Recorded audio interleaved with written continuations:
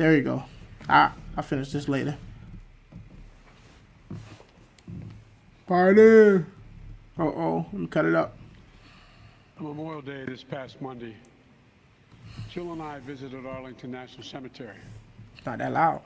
As we entered those hallowed grounds, we saw rows and rows of crosses among the rows of headstones with other emblems of belief, honoring those who paid the ultimate price on battlefields around the world. The day before, we visited Uvalde, Texas. In front of Robb Elementary School, we stood before 21 crosses for 19 third and fourth graders and 2 teachers. On each cross, a name, and nearby, a photo of each victim that Jill and I reached out to touch. Innocent victims murdered in a classroom that have been turned into a killing field. Standing there in that small town, like so many other communities across America, I couldn't help but think there are too many other schools, too many other everyday places that have become killing fields, battlefields here in America. We stood at such a place just 12 days before, across from a grocery store in Buffalo, New York, memorializing 10 fellow Americans, a spouse, a parent, a grandparent, a sibling, gone forever. At both places, we spent hours with hundreds of family members who were broken, whose lives will never be the same. They had one message for all of us: do something.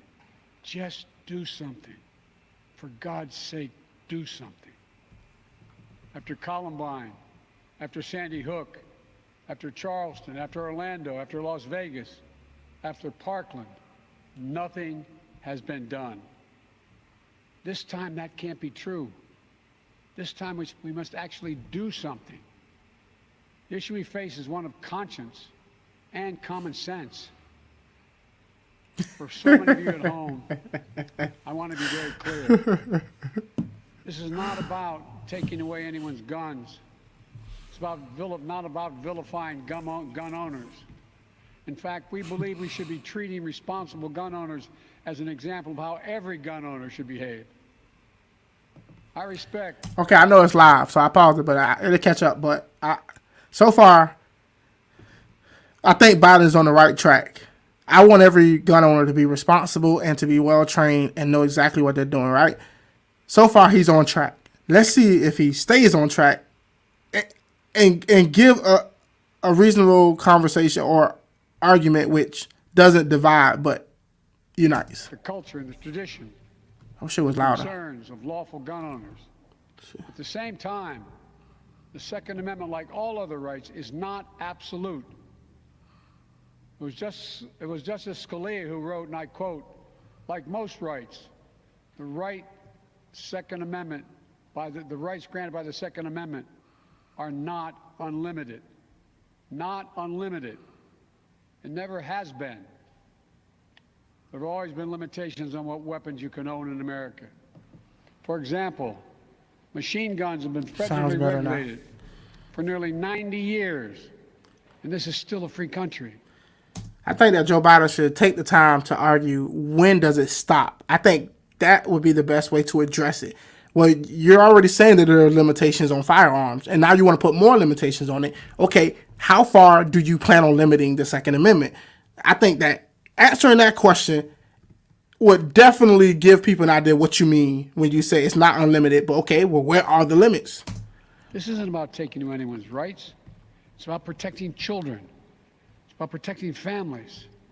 It's about protecting whole communities. It's about protecting our freedom to go to school, to a grocery store, to a church, without being shot and killed.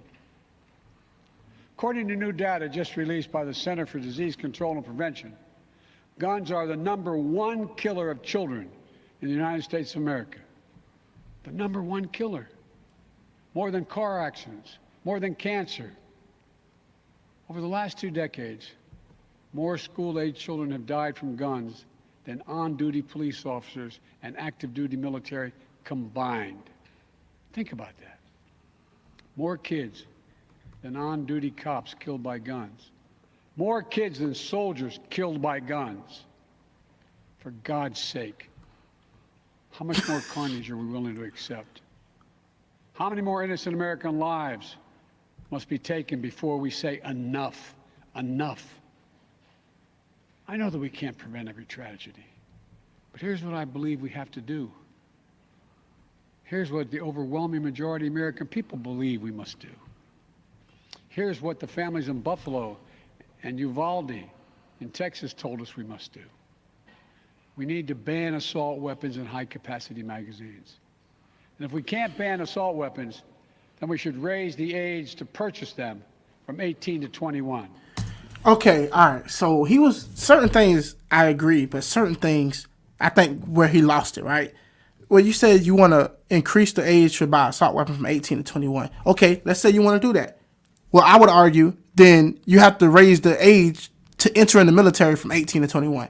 If you can put a gun in an 18-year-old's hands and send them off overseas to fight and die for this country, but they can't own a firearm in this country, then I don't think those two things are right. You can't say that I have the right to vote and I have the right to go and die in war, but I can't own a firearm in my own country. So I think that has to be something that is addressed.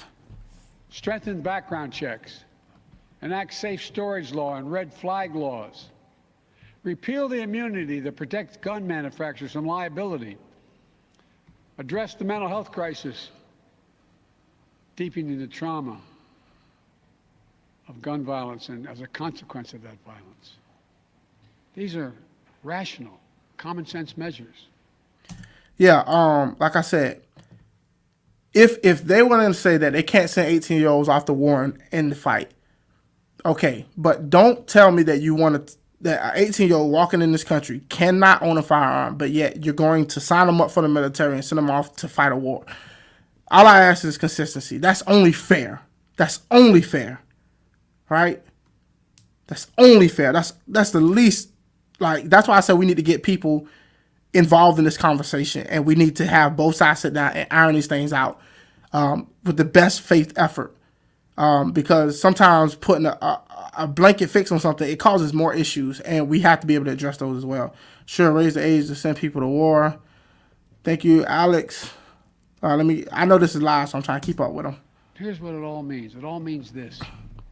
We should reinstate the assault weapons ban on high-capacity magazines that we passed in 1994 with bipartisan support in Congress.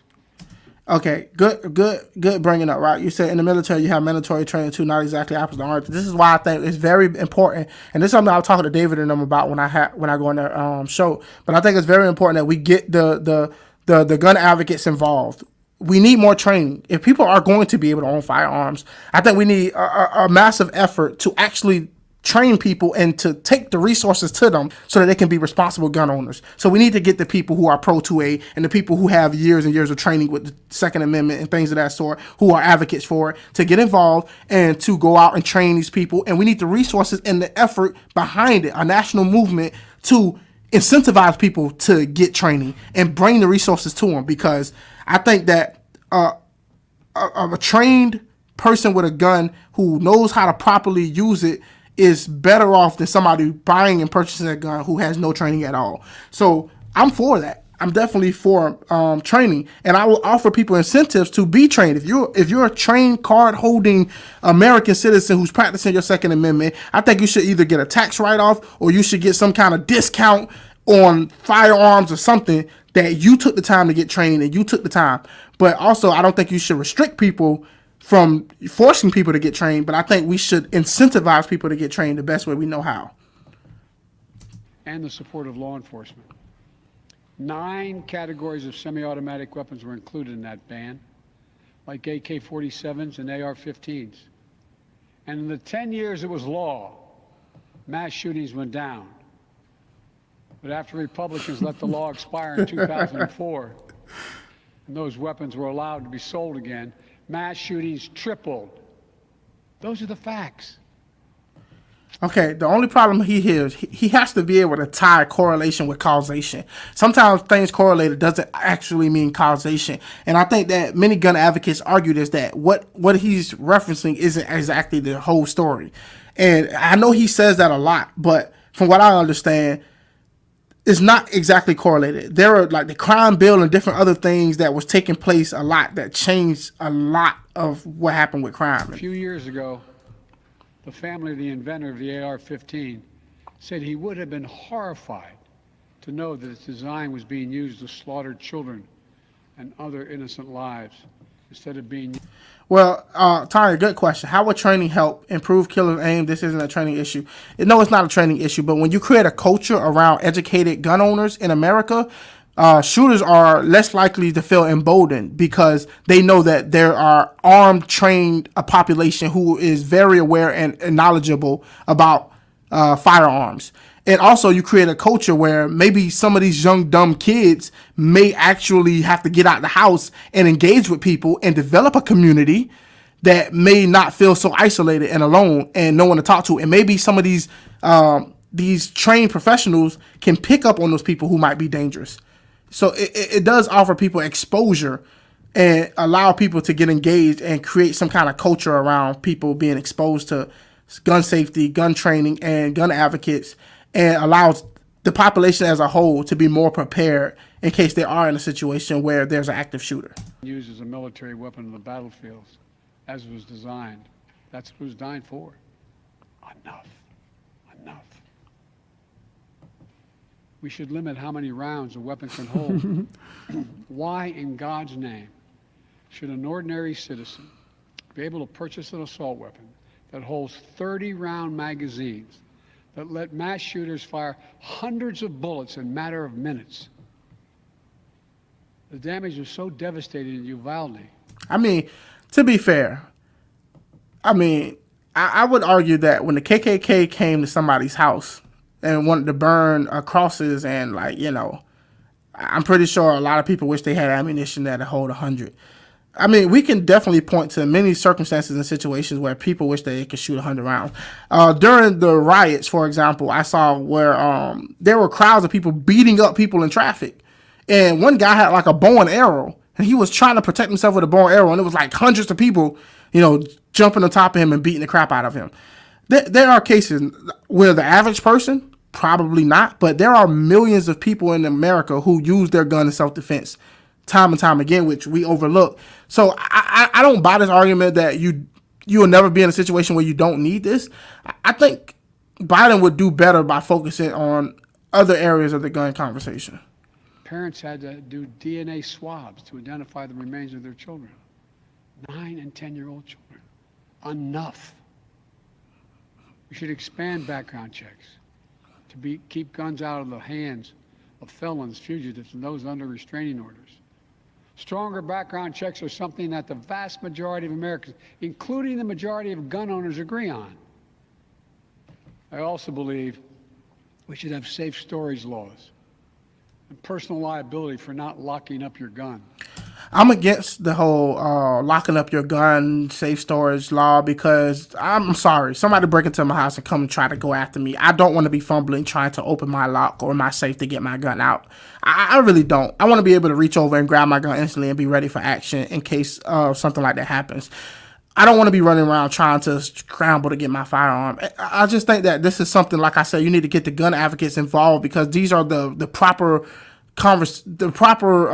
things that will be raised in the conversation that we can say, okay, well, maybe that wouldn't work. Well, let's see what else we can do. The shooter in Sandy Hook came from a home full of guns. They were too easy to access. That's how he got the weapons.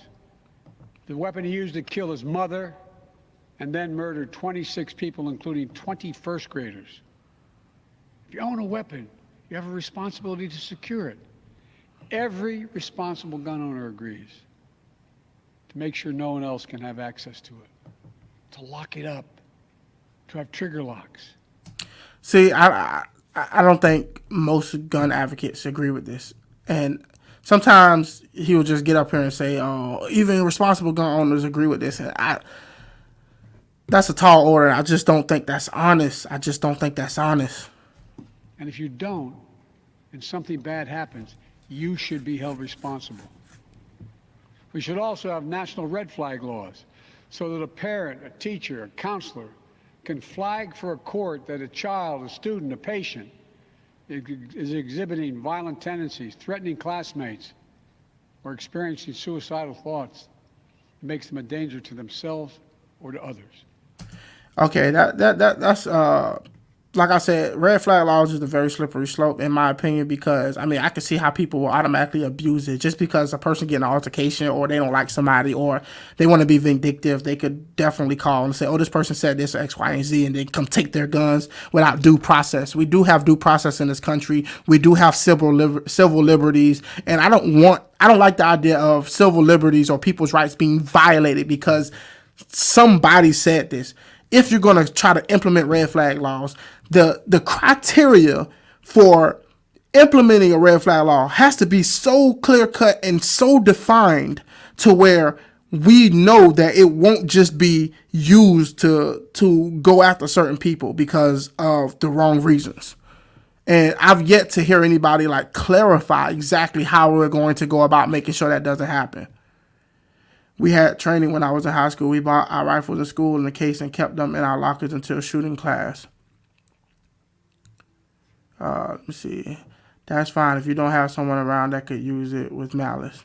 No need to lock up your gun if no one else is at risk of getting it. Yeah, I don't have any kids in my house. I keep my guns out in the open.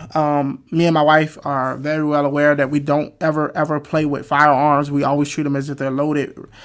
We have the whole spot. I don't have any kids. You have to make that judgment based, like if you do have kids, I don't think you should leave your firearms hanging around, especially if your kids don't have any knowledge and training about how dangerous a firearm is.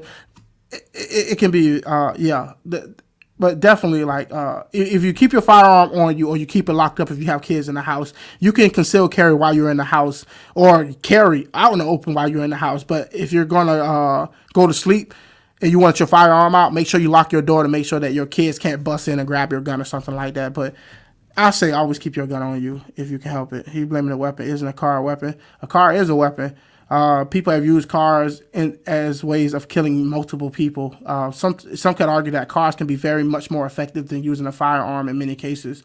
This all goes to the earlier question of why both sides go to a worst case scenario. They distrust the unsurmountable. This requires good faith, and there is none. I'm trying my best to work on it. Civil liberties are violated as when someone gets killed by their fellow citizen. That is absolutely right. That is absolutely right. But you would also argue that just because somebody takes a car and run over somebody, that doesn't necessarily mean that we should force everybody else to stop driving cars. That wouldn't be reasonable. So with any civil liberty, with any right in any country, you're going to have to accept certain levels of risk. And the conversation is how much risk are we willing to accept and how much can we agree on? But it is a valid point that we don't want anybody going to shoot the kids, but we also got to make sure that we don't overcorrect as well. I'm going back to the video because I'm following too behind. 19 states in the District of Columbia. I'll be reading y'all comments though. Laws. The Delaware law is named after my son, Attorney General Beau Biden. Fort Hood, Texas, 2009, 13 dead and more than 30 injured. Marjorie Stoneman Douglas High School in Parkland, Florida, 2018, 17 dead, 17 injured. In both places, countless others suffering with invisible wounds. Red flag laws could have stopped both these shooters. In Uvalde, the shooter was 17 when he asked his sister to buy him an assault weapon. Knowing he'd be denied because he was too young to purchase one himself, she refused. But as soon as he turned 18, he purchased 2 assault weapons for himself. Because in Texas, you can be 18 years old and buy an assault weapon, even though you can't buy a pistol in Texas until you're 21. You can go to war, though, in all states in America. So I would argue that, like, he could have did the same thing when he turned 21. Let's be honest. He could have waited till he was 21 and still go commit a mass shooting. People have committed mass shootings over the age of 21. So, like I said, that won't necessarily stop mass shooters. It might just delay some mass shooters from being mass shooters, or they'll just find another way to get a gun. But the age thing is not the problem, in my opinion. I think It's more so seeing the signs, addressing them, and catching this person before it's too late. We can't ban assault weapons as we should. We must at least raise the age to be able to purchase one to 21. Look, I know some folks will say 18-year-olds can serve in the military Yep. and fire those weapons. Yep. But that's with training and supervision by the best trained experts in the world. Don't tell me raising the age won't make a difference. Enough. That he didn't prove his point. He didn't, like, just because you said that, oh, because it's with training, that doesn't mean that raising the age will change anything. That all you did was rebut it, but you didn't prove the case. I would say that, okay, even if you raised it to 21, what would have stopped this kid from when he turned 21 from going and purchasing a gun and shooting up a bunch of kids? What about waiting 3 years would have stopped a mass shooter? We saw the guy in Vegas who was well in his 60s who went and killed a lot of people. So you can be any age and still commit horrible acts. So I don't see how that necessarily proves that raising the age limit would have stopped or will stop mass shootings. We should repeal the liability shield that often protects gun manufacturers from being sued for the death and destruction caused by their weapons. They're the only industry in this country that has that kind of immunity. Imagine if the tobacco industry had been immune from being sued, where we'd be today. The gun industry special protections are outrageous. It must end. And let there be no mistake about the psychological trauma that gun violence leaves behind. Imagine being that little girl, that brave little girl in Uvalde, who smeared blood off her murdered friend's body onto her own face to lie still among the corpses in her classroom and pretend she was dead in order to stay alive. Imagine. We gotta stop the sensationalism. Like, I think it's so wrong to try to describe the scenery in such a way that policies should be made on logic and reason. And when you start pulling on people's heartstrings, I get that it's a very appealing to try to motivate people to do something. But if this was my kid or somebody that was involved in this situation and some politician got up and started describing this situation in such a way, I just think it's very, very, very inappropriate. I think it's very inappropriate. Imagine what it'd be like for her to walk down the hallway of any school again. Imagine what it's like for children who experience this kind of trauma every day in school, in the streets, in communities all across America. Imagine what it's like for so many parents to hug their children goodbye in the morning, not sure whether they'll come back home. All right, so more people die in car accidents every year than being shot. You're more likely to die in a car accident than you are to get shot and killed in America, right? Is it healthy? And I heard Sam Harris bring this up on his podcast. Is it healthy to be putting the fear of a mass shooting in children's lives? Like, out of the millions of schools across the country, and then when you compare that somebody went and shot up a certain amount of schools or whatever the case may be, statistically, you're more likely to get in a car accident and die than you are to get shot while in school.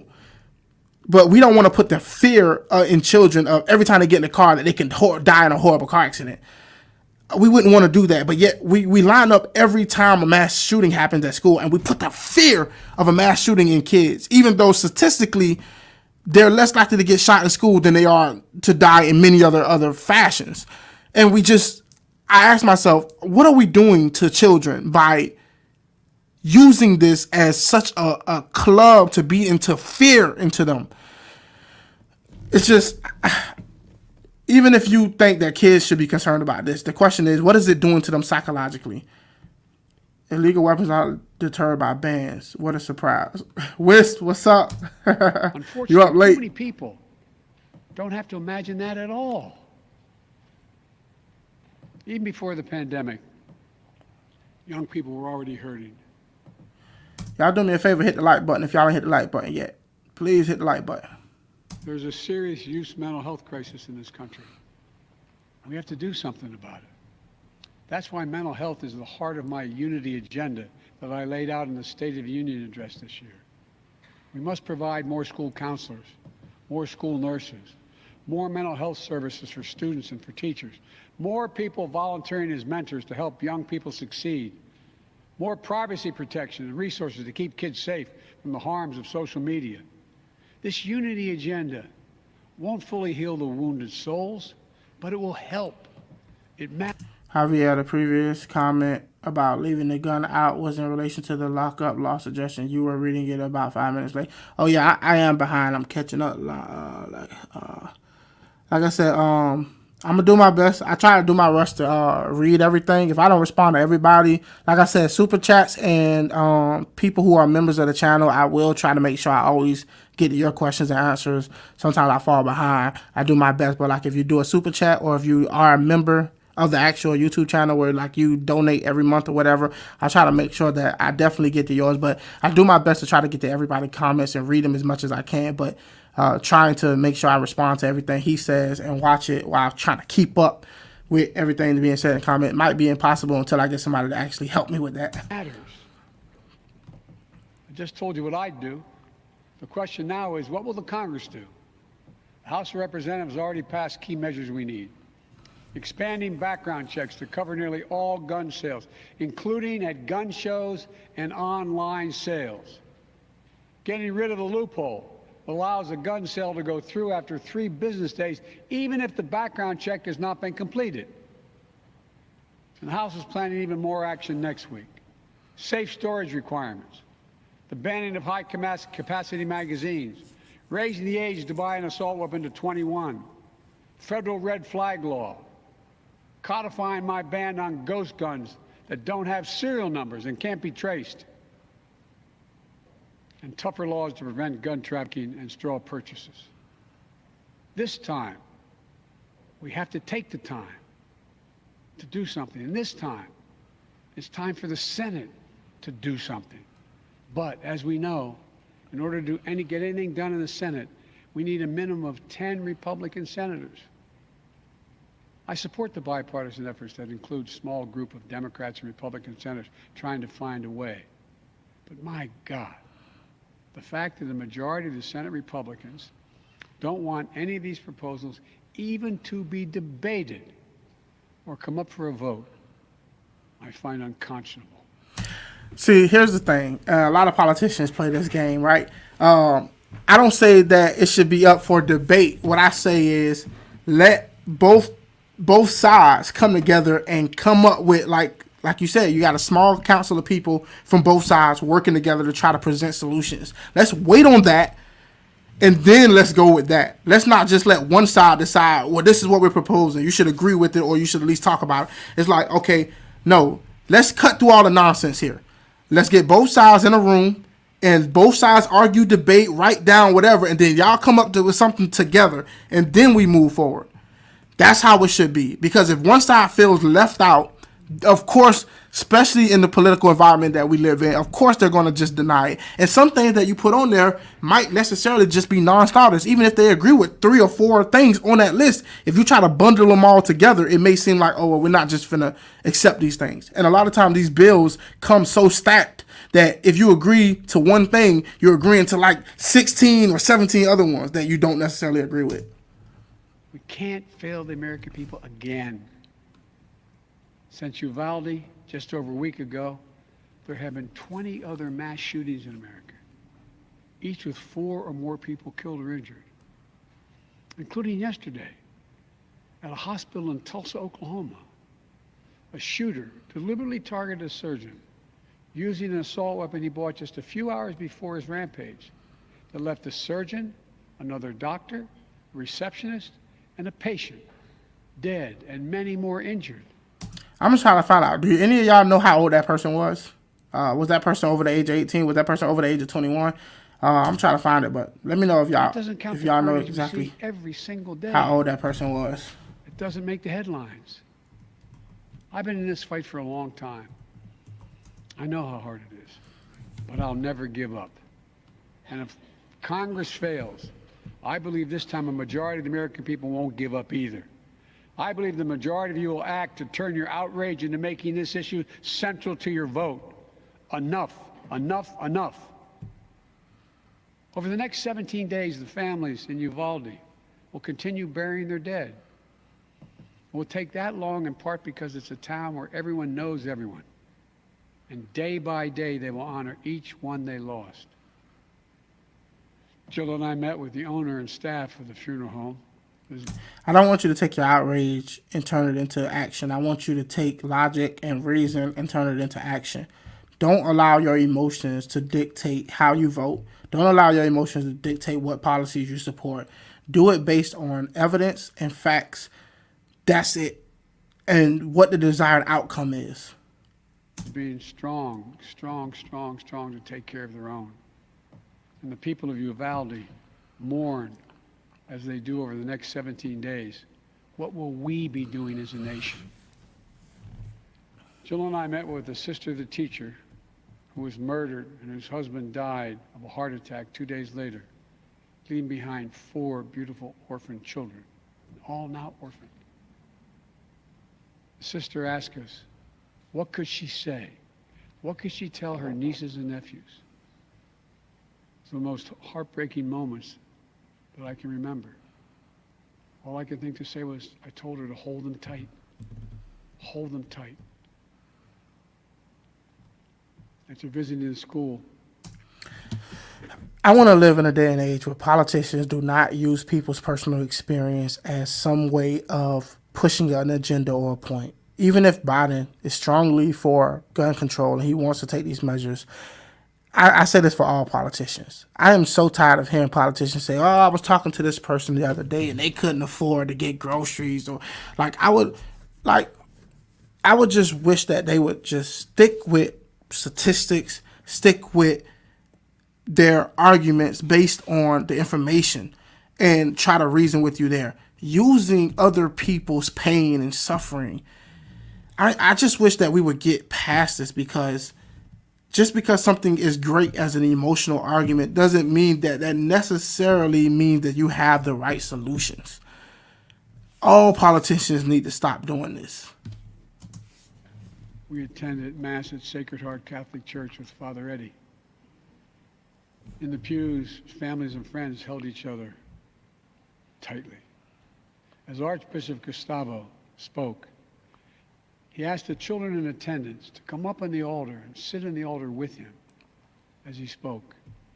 There wasn't enough room, so Mom and her young son sat next to Jill and me in the first pew. And as we left the church, a grandmother who had just lost her granddaughter passed me a handwritten letter. It read, quote, erase the invisible line that is dividing our nation. Come up with a solution. Oh, okay. All right. Look, I just don't believe that. I just don't believe that. I'm sorry. She passed him a letter and said, erase the invisible line. This is something ripped straight from a movie. I don't believe this. Nobody talks like that. Okay. Oh my gosh. Fix what's broken. And Was make all- the changes that are necessary to prevent this from happening again. End of quote. Was that all on the list? On the letter? Enough. Enough. It's time for each of us to do our part. It's time to act. For the children we've lost, the children we can save, for the nation we love. Let's hear the call and the cry. Let's meet the moment. Let us finally do something. Let's take Biden up on this, right? What I would like to see is a group of people on both sides or all sides, whatever. I want them to force themselves in a room, and I want them to lock the door until they come out with some real solutions that they all can agree on. If Biden has to be included, I know he has to be president. There are other things in the world or whatever, but Kamala Harris, send Kamala Harris, whoever you need to send. I mean, Kamala Harris ain't doing much, right? Just force them in a room, lock the doors until everybody can come up with some solutions that they can all agree is reasonable or compromise on something, right? Until y'all do that, I'm having a hard time taking anybody serious. I'm having a hard time taking anybody serious. I need to see some real faith effort to sit down and we gonna figure this stuff out. Because until I see that, I don't want to see one side say, we're proposing this, or the other side say, we're proposing this, and they don't want to agree with it. Screw that. Lock them in a room, come up with some solutions. Then I'll start taking all of y'all serious. And I'm sure I don't know, Rich. Something that reads like that. I'm telling you, I just can't believe what he just. Look, I could be wrong, but my gut is telling me that's some nonsense. Oh man. Y'all hit the like button if y'all just coming in. Y'all hit the like button. We've been having this conversation for 20 years. Yeah, but force them in the room and lock the doors until they come out with a solution. Force them in a situation. Nobody gets to, okay, you got to eat, but nobody gets to leave that room. They can eat and use the bathroom. Nobody leaves that room until these two sides come out with some reasonable solutions on how to fix our problems. Screw all of this fluff. Screw all of this bickering back and forth. We're adults. Let's sit down and let's make something happen. I'm tired of them yelling back and forth at each other. And me and my wife, if we want to figure out something, we have to have a sit down. We have to talk about it like adults and come up with a solution to our issue. You know what I'm saying? Yeah. If the Republican, if the Democrats say, okay, we want to have a sit down, let's do this, then it's on the Republican side. If the Republicans say we want to have a sit down, let's do this, let's go in this room and let's make it happen, then it's on the Democrats. But call the BS. Call the BS wherever the BS is. We'll see who's really serious. That's all I ask. Let's have a room, shut them off in the room, and let's see who's really serious about finding some solutions. You know? God bless the families who are hurting. God bless you all. From a hymn based on the 91st Psalm sung in my church. May he raise you up on eagle's wings and bear you on the breath of dawn, make you to shine like the sun and hold you in the palm of his hand. That's my prayer for all of you. Boy, Biden bringing out the big guns tonight, boy. He talking gun control. He bringing out the big guns. Lady handed him a letter that said, erase the line of the video. It's so poetic. I mean, he bringing out the big guns tonight. You expect a lot of maturity from politicians, right? I mean, at some point, fire them all. Fire them all. Fire to all of them. You know, if we can't keep our children safe in America, fire all of them, right? Every single one who can't, just fire them all. I'm at this point, like I'm done with this whole lesser two evils. I'm stuck in. Screw that. If they can't get something like this done to protect our children, what use are they? If they cannot protect the future generations, what use are any of these politicians? I'm talking about Republicans. I'm talking about Democrats. I'm talking about anybody in political office who cannot work with other people to protect our children. I'm not even talking about which policies I support and which ones I don't. But the fact that we can't have them actually sit down and have a real genuine conversation and write down some reasonable solutions. Fire all of them. Because if you can't protect the children, what use are you? And there are politicians who really want to do something and they just can't get the support they need. And that happens, right? So it's up to the voters. It's up to the people who it's up to us. If we can't rely on our politicians, why do we keep voting them in? Why do we keep allowing them to do this?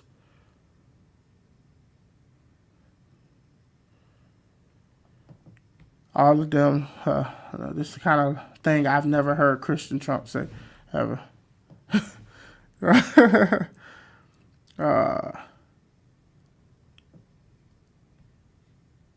Two sides of the same coin, my man. Choosing lesser evil is still choosing evil. The truth is we do not place a high value on life in the U.S. We love violence and glorify it.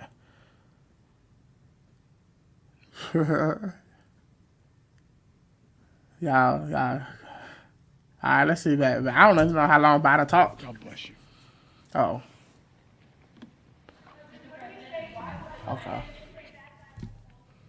Why they try to ask that man questions knowing darn well that man ain't asking no questions? That man want to walk off. All right, come on, man. That man walking away from the podium. President Biden there wrapped up remarks on gun violence and urging... All right, that's enough of that. We know what the mainstream media about to do. They finna interpret They finna tell you exactly what he meant.